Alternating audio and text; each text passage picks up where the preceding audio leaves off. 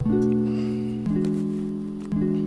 I've been asked, I think twice now, to do a video where I go over all the things I bring and all the gear I take. So I'm doing this with my helmet on because it's really windy out here, and the audio quality is much better in my helmet. Since it's all packed up neat and nice right now, we're going to start from the top, and I'll just go to the bottom. All the links for all of this stuff are in the description. In fact, they're in the description of every video. There's Amazon links directly to pages where you can buy this stuff, and if you do that, you help make me money. Anyway, this cargo net is always the last thing I put on here, and I ended up buying this from REI. I think it's actually for a bicycle, but believe it or not, it's actually kind of difficult to find these things. At least it was for me to find one that was big enough or small enough, actually. I found a bunch for trucks.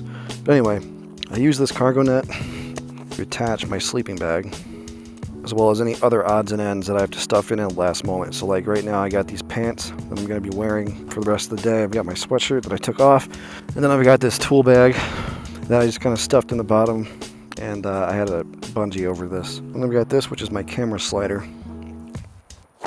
Once that's off, we have the Wolfman medium-sized duffel. It's waterproof. It attaches with their straps to your luggage rack. It's super secure and it's super durable, and this is easily my most important item. Other than that, we've got these Wolfman E12 Enduro saddlebags. On this side, I keep my water, which is just under a gallon, and my knife. In this other saddlebag, we have a first aid kit, which stays in that saddlebag. I don't usually ever take that out. Flashlight, my pistol, and then a couple of books, because I need something to do out here. The books are kind of a new addition. I usually wish I had brought a book, and then since I didn't, I just get drunk and fall asleep. All these straps are super strong.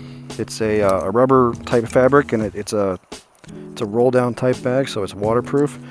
You could probably, if you rolled this up properly, you could probably throw it in a river, honestly.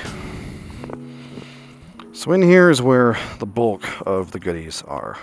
We have my clothing, which consists of a flannel shirt, fleece neck covering things, and some cold weather base layers. Not a lot going on here, just, you know, extra stuff you might need if it gets cold, really. Then of course there's the tent with tent poles, the ground cloth for it, and a sleeping pad. Then there's my fire starters and cookware, which consists of fire starters, a propane stove, a couple of cups, some tea. Then there's a couple of flashlights and whatever I've chosen to eat. When I'm going camping and I do this, I have a checklist, right? But it's not your normal checklist. I have a checklist of categories, essentially. And then I just make sure I have items that fill each of those categories, right? So the first would be shelter and sleeping, which would be your tent, your pad, your sleeping bag, appropriate for the weather conditions, you know, that kind of stuff. Second thing on my list is fire and cookware. So you want to make sure you have the ability to start a fire and the ability to warm up and cook food, and as well as boil water, that kind of stuff. So I have all of that, and I have it inside of its own little bag. Next thing on the list is food and water. What should we have here? I've got my meal choices, I've got my water. In the future, I plan on getting another one of these 48-ounce bottles, and that'll make my water capacity come up to a gallon, because I've already drank this.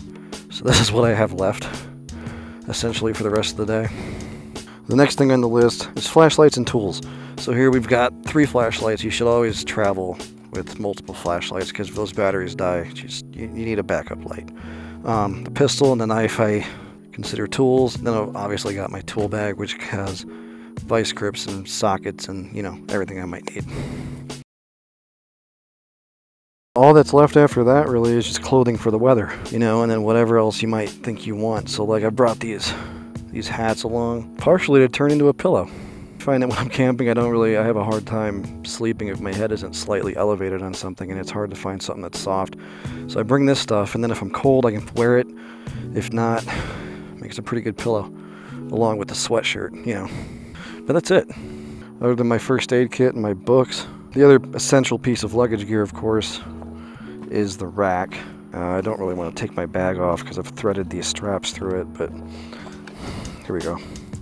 This rack is from a company called Cycle Racks. They make what is easily the most stout luggage rack you can get for this bike.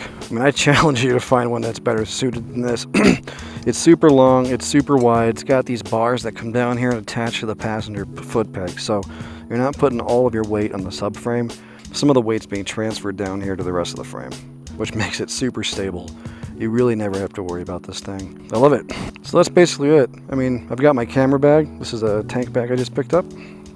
Pretty nice. I've turned it into a camera bag. It's the Wolfman Enduro tank bag or whatever. But I'll probably go over that maybe in a separate video. Anyway, that's that. I'm gonna eat some food.